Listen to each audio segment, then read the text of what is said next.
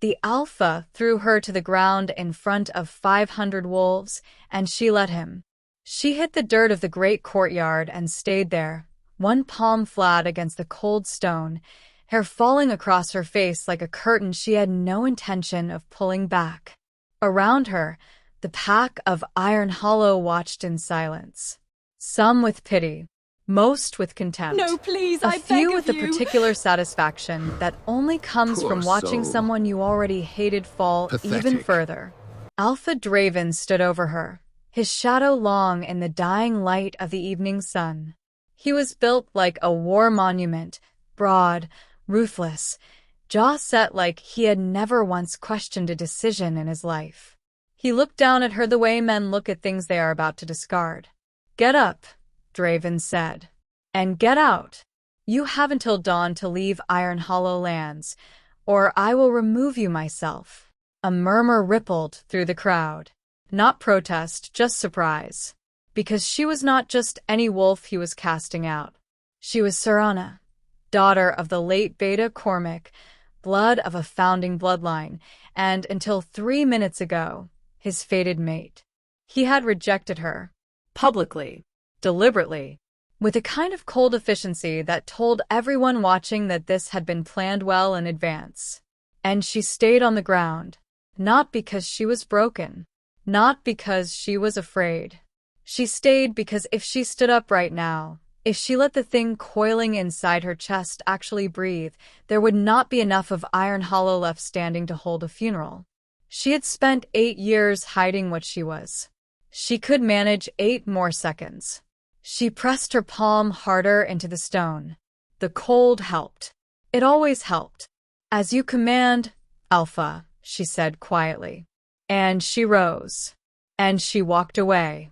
But here is what no one in that courtyard understood, what Draven himself would not understand until it was far, far too late. The most dangerous thing about Serana was never her claws. It was her patience. Chapter 1. To understand what happened in that courtyard, you must first understand what Iron Hollow was and what Serana was inside it. Iron Hollow was not the largest pack in the Northern Territories. It was not the wealthiest, nor the most ancient. But it sat at the mouth of the Greyvale Pass, the only navigable route between the lowland kingdoms and the mountain strongholds, which made it, strategically, the most important piece of land in 300 miles. Whoever controlled Iron Hollow controlled trade, migration, and in wartime, survival. The Alphas of Iron Hollow had always known this. It made them powerful. It also made them paranoid. Beta Cormac had served the pack for 31 years. He was not a man of politics or ambition. He was a man of loyalty, and loyalty, in Iron Hollow, was the only currency that mattered. When the old Alpha died and Draven rose, it was Cormac who steadied the transition, who negotiated the peace with the Eastern clans, who kept 3 separate assassination attempts quiet enough that the pack never panicked. And when Cormac died, fever, winter, the kind of ordinary death that felt like an insult to a man that extraordinary, he left behind one thing, a daughter. Serana was 19 when she buried him. She had her father's eyes, pale gray, the color of river ice, and her mother's silence. Her mother, a healer from the Highland clans, had died in childbirth and left Serana with nothing but a name and a secret that Cormac had guarded so fiercely he had taken it to his grave, without telling a single soul. The secret was this: Serana was not an ordinary wolf. She had known since she was 12. The first time it happened, she had been alone in the forest behind their cottage, chasing a rabbit for no reason other than pure boredom, when something inside her had simply shifted. Not the way a wolf's shift felt, the slow physical unraveling that most young wolves described as agonizing and clumsy and loud. This was different. This was like a door opening, a room she had not known existed. And inside that room was something that looked at the world with entirely different eyes. She had run home and told her father, half wild with something that was equally terror and exhilaration. Cormac had gone very still. He had sat her down at the kitchen table, poured himself a drink he did not touch, and said 4 words. "Tell no one. Ever." She had asked why. He had looked at her with the expression of a man carrying something too heavy for one person, and said, "Because what you are, little river, is what alphas have nightmares about." She had been patient ever since. For 8 years she had lived in Iron Hollow as Cormac's quiet daughter. She trained with the pack, enough to seem capable without ever being remarkable. She hunted, enough to contribute without ever drawing attention. She kept her head down, her hands busy, her power locked behind a door so tightly sealed that not even the pack's seer, old Hedra, had ever looked at her twice. It was, she thought, a perfectly acceptable life. Small, but safe. And then the moon had decided to ruin everything. The mate bond had announced itself on a Tuesday, which Serana would later reflect was deeply undignified. She had been in the pack's great hall helping distribute the winter grain stores, very romantic, that, elbow-deep in burlap sacks, when Draven had walked in to review the quartermaster's report. Their eyes had met across 40 feet of stone floor and several 100 pounds of grain. She had felt it like a key turning in a lock she did not know her chest contained. He had felt it too. She could see it in the way his expression flickered. Surprise, then calculation, then something complicated settling into the lines of his face like mortar hardening between stones. They had not spoken that day. She had gone home and sat in the dark for a long time, thinking. The mate bond was by pack law inviolable. Sacred. The moon's own declaration. Alphas did not reject their fated mates. It was not done. The social and spiritual consequences alone should have made it unthinkable. Draven, as it turned out, was quite good at doing things that were not done. Chapter 2. The formal recognition should have happened within 3 days of the bond declaring itself. That was tradition. The Alpha acknowledges the bond before the pack. The mate is welcomed. The moon is honored. It was ceremonial, certainly, but it was also protective. Acknowledging a mate bond publicly meant the pack extended its full protection to the mate. Rejecting one publicly meant the opposite. Draven waited exactly 6 days. Long enough that murmuring had started. Long enough that people were beginning to look at Serana in the halls with that particular mixture of pity and fascination that she despised. On the 6th evening, he summoned her. The Alpha's council chamber was cold despite the fire. Stone walls, iron sconces, a table long enough to seat 12, and currently empty except for the 2 of them. Draven stood at the window with his back to her when she entered. He did not turn around immediately. She suspected this was a power tactic. She filed it away. "You know why you're here," he said. "I have a reasonable guess," she replied. He turned then. He looked at her the way she imagined he looked at military maps, assessing, calculating, already running 3 scenarios ahead. "I won't be accepting the bond," he said. No preamble. No softening. Just the sentence, flat and clean as a blade. She held very still. "I see," she said. "I'm sure you understand the position," he continued, his tone suggesting he didn't much care whether she did or didn't. Iron Hollow's alliance with the Grey Vale clans requires a political union. Their High Chief has a daughter. The agreement has been in negotiation for 2 years. The mate bond is, he paused just briefly, inconvenient. Inconvenient. She turned the word over in her mind. The moon had decided she was this man's destined other half, and his primary objection was scheduling. "You're going to reject a mate bond for a political marriage," she said. "Not a question." "I'm going to do what is best for this pack," he said. "Which is, and will always be, my first obligation." "And if the pack suffers for breaking a moon bond?" she asked. Something shifted behind his eyes. Not guilt, not quite. More like a man who had already done the math and accepted the cost. "That's a consequence I've considered," he said. She looked at him for a long moment. She thought about her father, about 8 years of patience, about the thing locked inside her chest that did not like being dismissed. Then consider it carefully, she said softly, because I won't be giving you a second opportunity to reconsider. He clearly interpreted this as a plea, a last attempt at persuasion from a woman who understood she was about to lose everything. He was wrong, but she did not correct him. The public rejection happened the next morning. Draven assembled the full pack, every ranked warrior, every elder, every common wolf in Iron Hollow's territory, in the great stone courtyard, with the autumn sky above and frost still glittering on the cobblestones. He made a speech about duty and sacrifice and the greater good, all of which was technically true and entirely beside the point. And then he looked at Serana, standing in the center of that courtyard alone, and he spoke the formal words of rejection. The moon bond breaking felt like being struck by something blunt and invisible. She had heard other wolves describe it, those few who had survived having their bonds rejected. They described it as agony, as drowning, as losing a color you hadn't known existed until suddenly the world was grayer. What she felt was closer to rage. It was the power inside her reacting, she understood distantly. Not grief, power.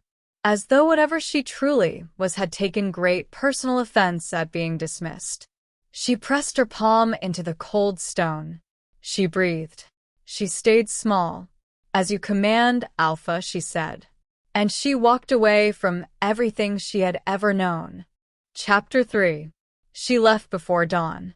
Packed light, a bedroll, her father's hunting knife, a satchel of dried provisions, and a small wooden box carved with river-running patterns that she had carried since she was 12 and never once opened in front of anyone. She paused at the threshold of the cottage she had shared with her father and, for a year after his death, alone. The fire was banked. The walls were cold. She looked at the kitchen table where Cormac had poured a drink he never touched, and she said quietly, to no one, I'm going to try very hard to do this the quiet way first. She paused. He should hope I succeed. The first 3 days were brutal. Not because of danger. She was a trained wolf in her own territory, and there was nothing in the northern forests she had any reason to fear. But the absence of the bond was strange in a way she hadn't anticipated. Not painful, exactly. More like a low, persistent hum, like a note played on an instrument just below the threshold of hearing. Irritating. Constant. She ignored it and walked. On the 4th day, she found the river settlement of Ashford Crossing. Not a pack, exactly. More a loose collection of unmated wolves and humans who had settled along the trade road in the kind of deliberate obscurity that said everyone present had a reason for not being found. The healer there, an old woman named Brix who had the look of someone who had seen everything at least twice and remained unimpressed by all of it, looked Serana over and said, rejection mark on your shoulder, beta blood in your bearing, and something else entirely in your eyes. Sit down. I'll put the kettle on. Serana sat. The tea was terrible. She drank it gratefully. What is the something else? She asked. I'm not certain, Brix said, studying her with eyes that were sharper than the rest of her suggested. But I've read enough of the old texts to recognize power that's been sitting very still for a long time. It's got a particular quality to it, like water that's too calm. She tilted her head. What are you, girl? My father's daughter, Serana said. Brix said, in a tone that meant she found that answer technically acceptable and personally insufficient. Well, you can sleep in the back room. I'll not ask questions you're not ready to answer. But, she pointed a gnarled finger. If whatever you're carrying decides to come out while you're under my roof, I'd appreciate a warning. Reasonable, Serana agreed. She stayed 2 weeks. She helped Brix with patience. She had learned enough from her mother's legacy and her own study to be genuinely useful with simple healing. She ran patrol with the settlement's 3 resident wolves, who were quietly, deeply grateful to have someone with actual training in their rotation. She slept well, ate better than she had in months, and spent her evenings reading Brix's collection of old histories with the focused intensity of someone conducting research. She was looking for information about what she was. She found it on the 11th night, in a text so old the pages had gone amber at the edges and the ink had faded to the color of dried blood. The word was primordial, not a rank, not a bloodline, a classification, the oldest and rarest form of lycanthropic inheritance, a wolf who carried not just the beast, but the original power, the source power, the thing that all other wolves were pale and fractured descendants of. The text described them in terms that oscillated between reverence and terror. Primordials were not bound by pack hierarchies. They existed outside them. An alpha could not command them. A bond could not hold them against their will. And when they chose to exercise their true nature, they did not shift so much as they became. The last recorded primordial had lived 400 years ago, had been hunted by 6 packs simultaneously, had survived. The text did not record what happened to the 6 packs. "Oh," Serana said softly, to the amber-edged pages. She finally understood why her father had told her to stay small. Before we continue, I'd like you to let me know in the comment section where you are currently watching the story from, so I can give you a special shout-out. Also, do not forget to like and hit the subscribe button for more interesting werewolf romance stories. Chapter 4. She was not going to storm back to Iron Hollow. She wants to be clear about that. Whatever Draven had expected her to do, collapse, beg, vanish forever, or perhaps dramatically reveal herself and set something on fire, she had no intention of doing any of it on his timeline.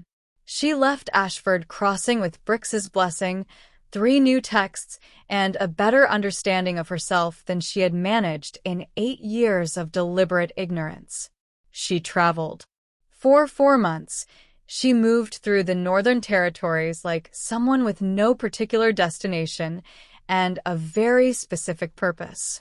She visited pack settlements that would receive a lone wolf, presenting herself as an itinerant healer, which was true enough, and keeping the rest of what she was locked behind that door in her chest, which was increasingly uncomfortable but manageable. She listened. That was the real purpose.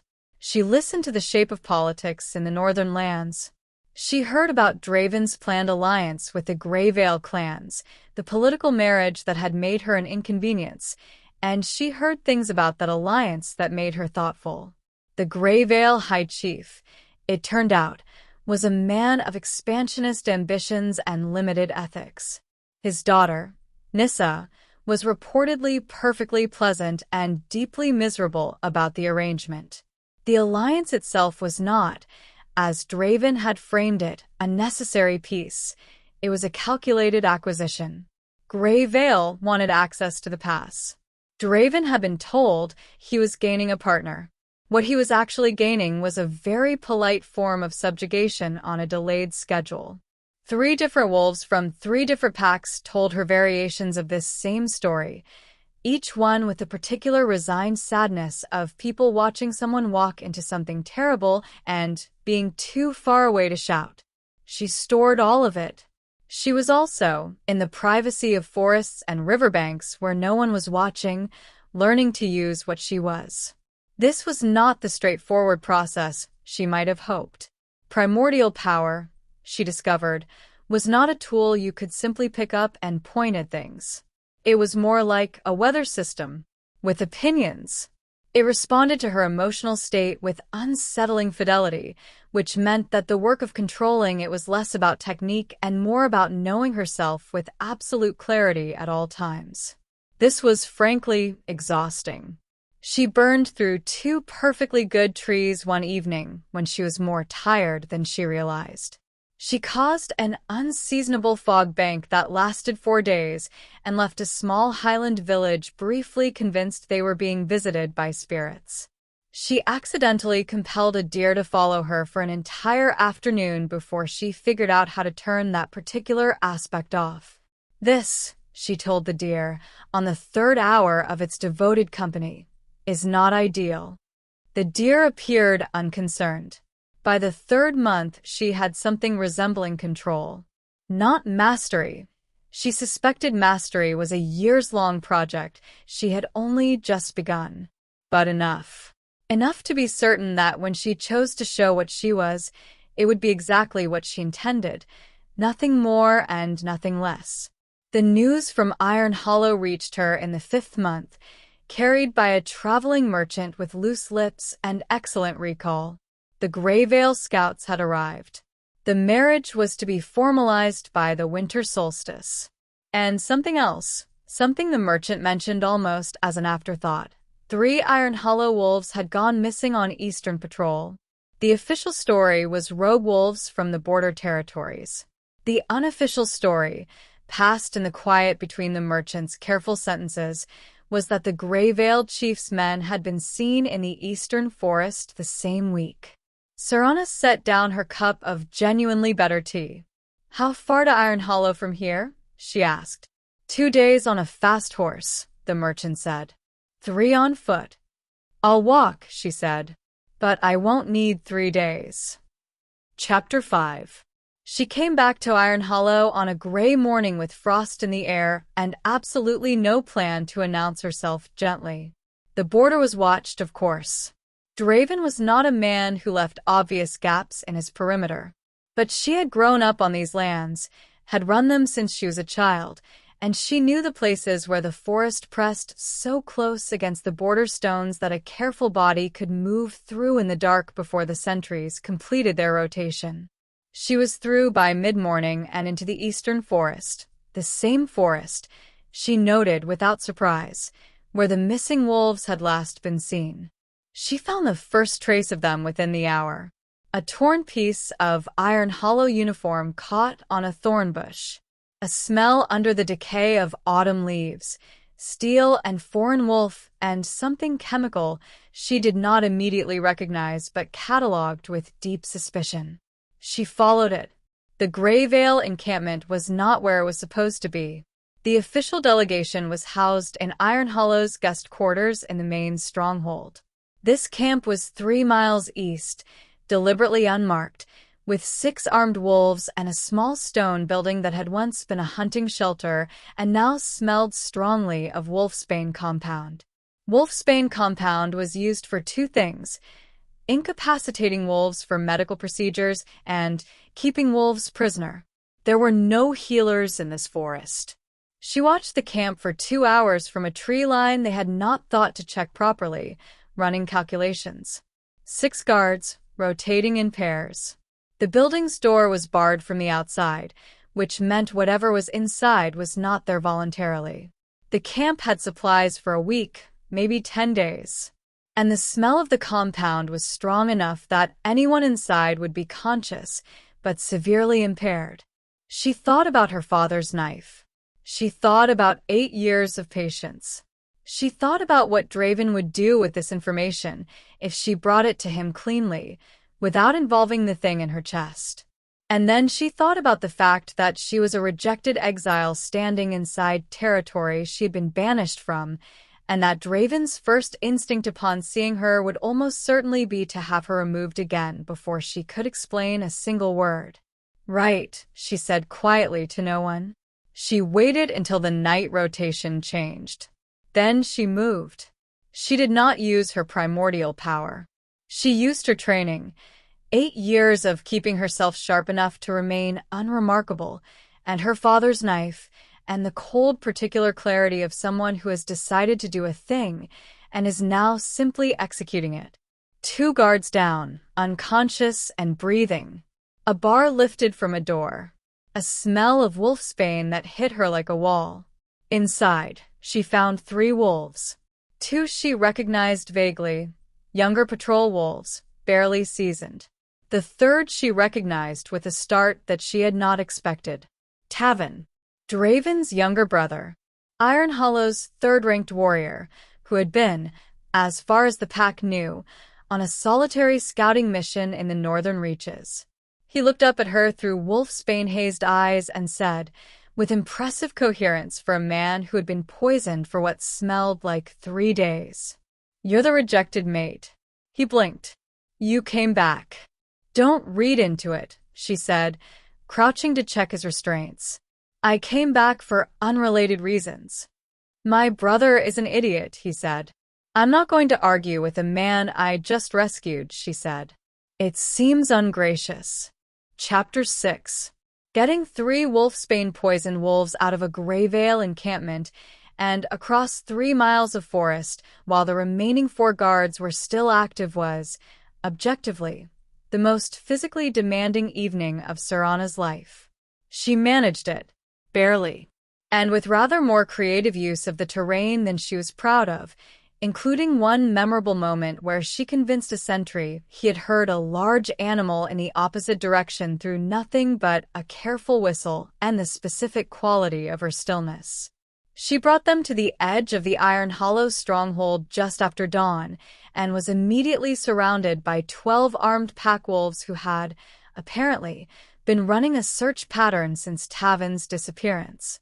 They looked at the 3 rescued wolves. They looked at Serana. They looked at the very large bruise developing across her cheekbone from where one of the Greyvale guards had caught her before she'd put him down. They did not look like a group with a clear protocol for this situation. "Get them to a healer," she said. "The compound is strong. They'll need proper treatment. And send someone to tell your Alpha that his alliance partners have a secondary camp 3 miles east of the border and are considerably less friendly than advertised." A pause. "You're the exile," one of them said, as though he felt this was relevant. "Yes," she agreed. "And if you'd like to argue about that before or after we get 3 poison wolves to safety, I'm happy to schedule a debate at your convenience." They got them to safety first. Draven reached the infirmary wing 20 minutes later, and Serana was already there, sitting in the corridor outside with her back against the wall and her father's knife cleaned and resheathed and her eyes closed, as though she was taking the most inconvenient nap of her life. She heard him coming. She always heard him. The bond was broken, but her senses were not, and there was a particular cadence to the way he moved in spaces he considered his own. She opened her eyes. He stopped in front of her. He looked, she catalogued this clinically, like a man who had not slept and was angry about it. He looked at her the way you look at something that has violated your neat understanding of how the world was supposed to function. "You were banished," he said. "I'm aware," she said. "Why are you here?" She stood. She was not going to have this conversation sitting on a floor. "Your alliance partners have your brother locked in a shed," she said pleasantly. "I thought you might want to know." Silence. Tavin was on a northern scouting. "Tavin has been 3 miles east for at least 5 days, she said. "The Greyvale Chief's secondary detail, not the official delegation, the one you don't know about, has been operating inside your territory perimeter. They've been collecting leverage. Your brother was the most valuable piece." She paused. "He's going to be fine. The wolfsbane compound they used is potent, but not permanent. Your healer knows what she's doing." She watched him process this. Watched the alpha brain override the pride, run the tactical implications, arrive at the ugly conclusion. "How did you find this?" he asked. "I listened," she said. "I traveled for 5 months through every settlement in 50 miles and I listened because that is what my father taught me to do, and I had nothing else to do with my time after you threw me out." That landed. She could see it in the slight tightening of his expression. "The alliance," he began, "is a trap," she finished. "The High Chief wants the pass. He doesn't want a partnership, he wants a foothold. Your marriage to his daughter would give him access rights under the treaty law, and within 2 winters he would have enough presence in Iron Hollow to make the transition painless. For him." She tilted her head. "Your pack would not find it painless." The silence this time was different, heavier. "You could have sent a letter," he said finally. And your first assumption would have been that a bitter exile was making things up to undermine your plans, she said. I came back because a letter wouldn't have been believed, and your brother and 2 of your wolves wouldn't have survived a letter. A pause. You're welcome, by the way. His jaw tightened. He was, she noted, very bad at gratitude. This seemed consistent with everything else she knew about him. What do you want? He asked. Direct. Tactical. Looking for the angle. Nothing, she said. Not from you. I came because this is my home, and I am Cormac's daughter, and I will not watch it burn, because you are too proud to see a threat clearly. She picked up her satchel from the floor beside her. The secondary camp should be dealt with before they realize their sentries are down. You have a few hours. The Wolfsbane compound. Your healer needs dried silverroot and cold water compresses in that order, not the other way around. The official delegation should be confined until you can sort this out. She moved toward the corridor exit. Where are you going? He asked. Back to the exile you assigned me, she said, without turning around. I just had some things to finish first. Chapter 7. She did not, in the end, leave that day. This was Tavin's fault. Tavin, despite having been poisoned for 5 days and being medically advised to remain horizontal, had a personality that was apparently immune to both Wolfsbane compound and good sense. He had gotten himself upright within 4 hours, was eating solid food by afternoon, and had apparently decided in the fog of his recovery that the most pressing item on his agenda was finding Serana and talking at her. He located her in the inner courtyard, where she had paused to fill her water flask and was having a quiet internal debate about whether she truly needed to leave right now or whether she could justify another hour. You should stay, he said, appearing from a doorway with the absolute confidence of someone who has decided on a course of action and hasn't fully considered whether it's his to take. You should be lying down, she replied. Probably, he agreed, leaning against the doorframe. He had his brother's build, but none of his brother's severity. His face was open, expressive, the kind that showed everything it was thinking. Currently, it was thinking, loudly, that he had made up his mind and wasn't going to be argued out of it. He was wrong to reject the bond. That's his business, she said. It was a political decision, and he made it without understanding all the politics, Tavin said. He thought he was buying an alliance, and he was buying a cage. If you hadn't come back. But I did, she said. And I delivered the information, and I'm leaving, and it makes no difference. It makes a difference to me, he said quietly. And I think it makes a difference to him too, though you'll be waiting a considerable length of time for him to admit it. She looked at him. She thought that this man, who had been 3 days into a Wolfsbane prison when she found him, was more perceptive than his older brother in at least this one specific area. He rejected me in front of the entire pack, she said. That's not a private slight I can decide to forget. No, Tavin agreed. It isn't, but you could make it very publicly complicated for him. A grin appeared on his face, unrepentant, vaguely mischievous. If you wanted to. She was going to say no. She was absolutely going to say no.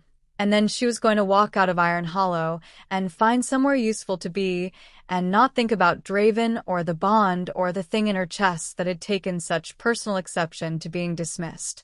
That was the plan. That night, the High Chief's secondary detail was dealt with efficiently, with minimal casualties, using the tactical information she had provided. The official delegation was confined to their quarters pending the Alpha's inquiry. The Greyvale marriage alliance was effectively dead. The next morning, Draven called a full-pack assembly. Serana stood at the back of the courtyard, technically still banished, technically not supposed to be here at all, and watched. Draven addressed the pack. He told them about the Greyvale deception. He did not minimize his own misjudgment. She noticed this, noted it as significant. He was arrogant, but he was not the kind of arrogant that needed to pretend infallibility. He acknowledged the error, acknowledged the intelligence that had uncovered it, and then he said, "The wolf who brought this information forward did so at personal risk from inside a banishment I assigned. I am formally revoking that exile." A wave of murmuring through the assembly. Furthermore, he continued, and his voice had something in it that was not quite comfortable, "I am publicly acknowledging that the rejection I declared 6 months ago was made in error." The murmuring became considerably louder. She felt the eyes finding her at the back of the courtyard, felt the pack's attention swivel toward her with the collective curiosity of 500 people who had just watched something unprecedented. Draven looked at her directly, across the full length of the courtyard, and said, still in that carrying voice meant for the whole pack, "If she chooses to hear it, I would speak with her."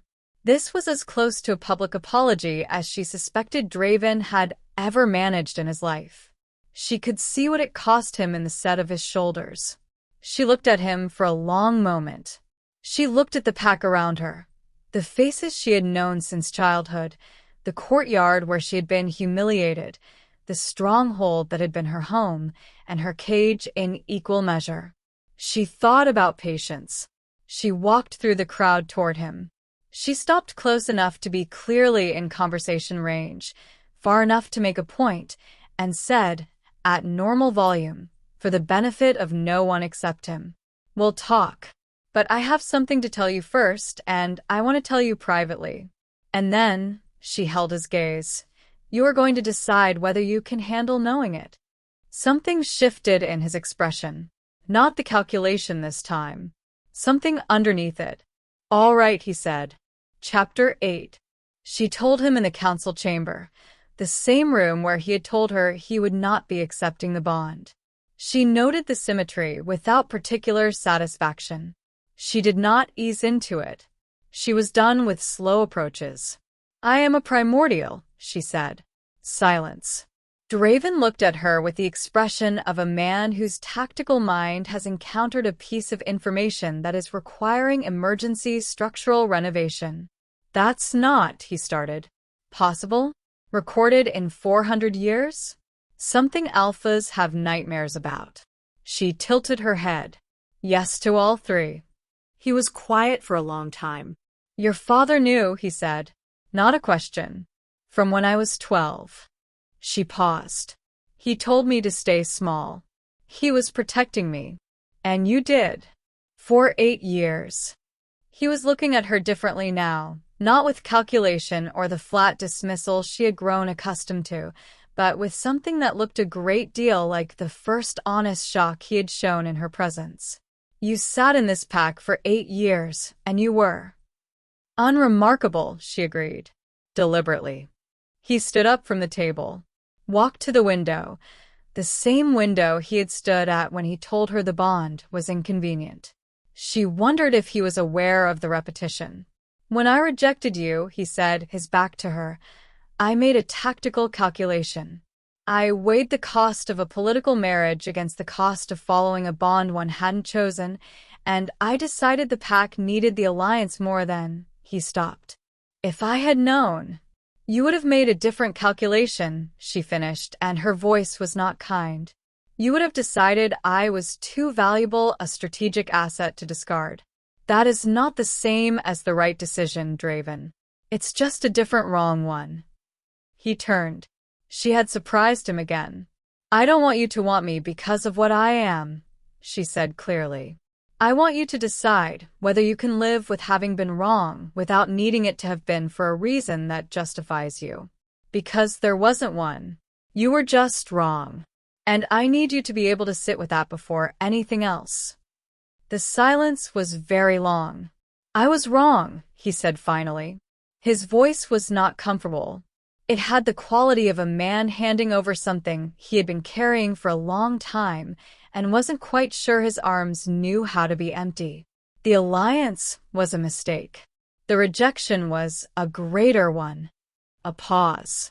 "I am not good at this," he added, apparently feeling this was a relevant disclosure. "I noticed," she said. "Something happened in the space between them then. Not a resolution, it was too early and too complicated for that. More like a door opening a crack.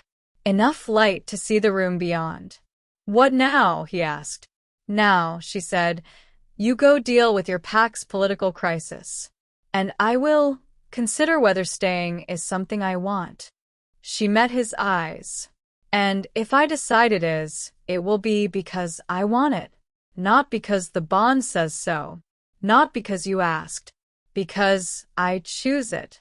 "Is that possible?" he asked. After a rejection. "Can the bond be?" "I'm a primordial," she said simply. "The rules that apply to everyone else don't always apply to me." She picked up her satchel. "I'm going to see how your brother is doing and eat something. It's been a very long 2 days." She left him standing at the window with the particular expression of a man who has just had the architecture of his understanding rearranged and is trying to figure out where to put the furniture.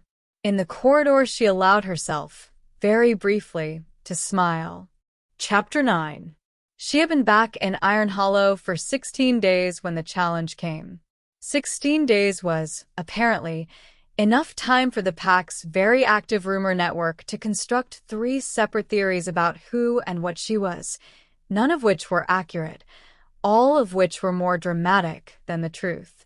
It was also enough time for the older-ranked wolves, the ones whose positions were most secure precisely because the pack's power structure remained fixed, to decide they did not like the shape of what was changing.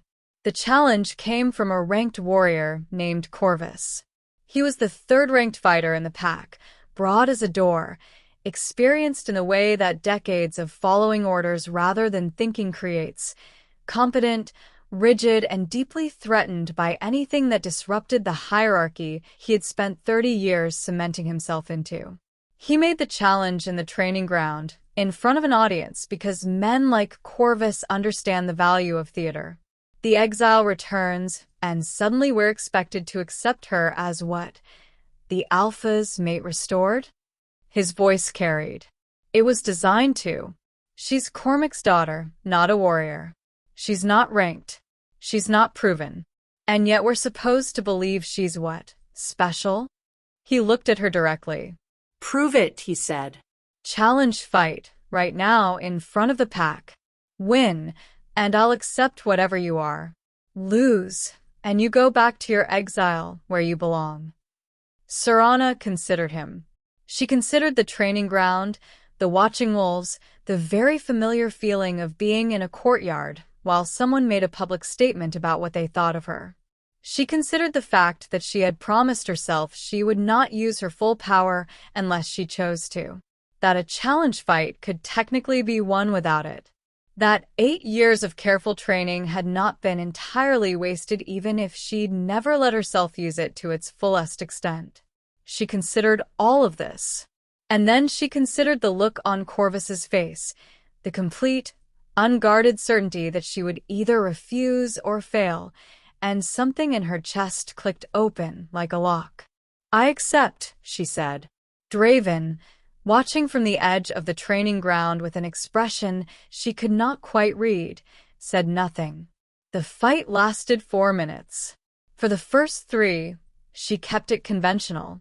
She let him press her, weathered his attacks with the economical defense of someone who has been studying how to not be hit for a decade and has gotten rather good at it, and waited. The watching pack was quiet in that specific way crowds go quiet when they realize the outcome is less certain than they expected. Corvus was beginning to breathe harder. He was strong, but he was not patient, and patience, she had always understood, was most of the fight. On the 4th minute, she stopped defending. She did not shift. She did not use primordial power. She used her hands and her feet and 8 years of suppressed capability that she had never once been allowed to demonstrate, and she took Corvus apart with a methodical efficiency that left no room for ambiguity. He went down on the 3rd strike. The training ground was completely silent. Serana looked down at him, breathing steadily, and said, "I'm not here to take your rank. I'm not here to disrupt the hierarchy. I'm here because this is my home, and I'm done leaving it." She looked up at the watching faces. I'm Cormac's daughter. My father kept this pack safe for 31 years without asking for recognition. I don't need yours either." She stepped back from Corvus and turned toward the edge of the training ground, toward Draven. He was looking at her with that expression that had appeared the first time she had surprised him and seemed, since then, to be arriving more frequently, like a man discovering he had been reading a map upside down for some time. "That was the ordinary version," she said, "for his ears only. If you'd like to see what I actually am." "Not today," he said, and there was something in his voice that was close to amusement. "I think the pack has had enough revelations for one morning." She almost smiled. Almost. Chapter 10. It was not a clean resolution. Nothing about it was the kind of tidy ending that the stories told around fires preferred. The Greyvale situation took 3 months to fully unwind. Diplomatic channels, border negotiations, the careful work of dismantling an almost trap without starting a war. Most of it fell, in practice, to Serana, who had the information, the patience, and, as it turned out, a particular talent for the specific kind of conversation that ends with the other party believing the unfavorable outcome was somehow their own idea. Tavin found this absolutely hilarious. Draven found it useful and did not comment. The pack adjusted to her presence the way packs always adjusted to things that were initially uncomfortable, gradually, then suddenly, in the way that one morning everyone simply behaved as though the arrangement had always been obvious. Old Hedra, the seer, found her in the herb garden one afternoon and looked at her for a long time before saying, "I should have seen you years ago." "My father would have been pleased you didn't," Serana replied. The old woman tilted her head. "The moon chose well." "The moon chose someone patient enough to wait for him to be worth choosing," Serana said, which was perhaps slightly uncharitable and also entirely accurate. Hedra cackled. It was not a dignified sound, and she seemed to enjoy it tremendously. The question of the bond, was the last thing they spoke about, and the most carefully. It was a winter evening, 3 months after she had returned. They were in the council room again, but the fire was lit this time, and the table between them had papers spread across it rather than cold stone distance. They had been working. She had, in the quiet way that things became real without formal announcements, become something like his second, though no one had said this aloud, and she had not asked for it. He set down the report he was reading and looked at her. "I want to tell you something," he said, "and I want to be clear that it is not a political calculation." She looked up. "When you walked away from that courtyard," he stopped. Restarted. "I told myself I had made the right choice. I said it enough times that I almost believed it. And then you were gone, and there was just quiet everywhere you should have been. I thought that was just the consequence, the cost I had accepted." A pause. "Then you came back, and I understood that the cost was not the quiet. The cost was having been stupid enough to create it." She was very still. "I am not asking about the bond," he continued. "I'm not asking you to restore it, or to acknowledge it, or to do anything you haven't decided you want. I'm just—" a slight furrow between his brows, a man unused to sentences that didn't have a clear objective, telling you that I am aware, now, of what I nearly threw away. And I will not insult either of us by pretending that's anything other than what it is." The fire crackled. Outside, the winter wind moved through the stone corridors of Iron Hollow. Serana thought about 12 years old and a door opening in her chest. About her father's face at the kitchen table. About 8 years of staying small in a world that had never quite fit. About 5 months of cold forests and borrowed rooms, and a deer that would not stop following her. She thought about patience. About the difference between waiting to survive and waiting to choose. She thought about the look on Draven's face in the training yard when she had stopped defending, and the things she had heard in his voice when he said not today, which was not the voice of a man who found her threatening. It was the voice of a man who found her remarkable. She thought, carefully, clearly, with a complete self-knowledge that her power had demanded she develop about what she wanted. "I'm not going to make this easy for you," she said. "I didn't expect you to," he said, and the ghost of something that might, with enough evidence, become a smile moved across his face. "Good," she said. She turned back to her papers. "Then stop looking at me like that and help me figure out what to do with the Eastern Trade Agreement, because someone needs to tell the Grey Veil merchants that their preferred route is no longer preferred." "Someone should probably do that diplomatically," he said. "Fortunately for you," she said, "that is something I'm quite good at." He sat down across from her. The fire burned between them, warm and even, the kind that does not need tending for a while yet. Outside, snow had begun to fall on Iron Hollow. Inside, for the first time in a very long time, Serana felt no particular need to stay small. Cormac had told her once, on a winter evening not unlike this one, that power was not the most dangerous thing in the world. "Knowledge was dangerous," he said. Ambition was dangerous. But the most dangerous thing of all was patience married to purpose, a person who knew exactly what they were and was willing to wait until the world was ready to find out.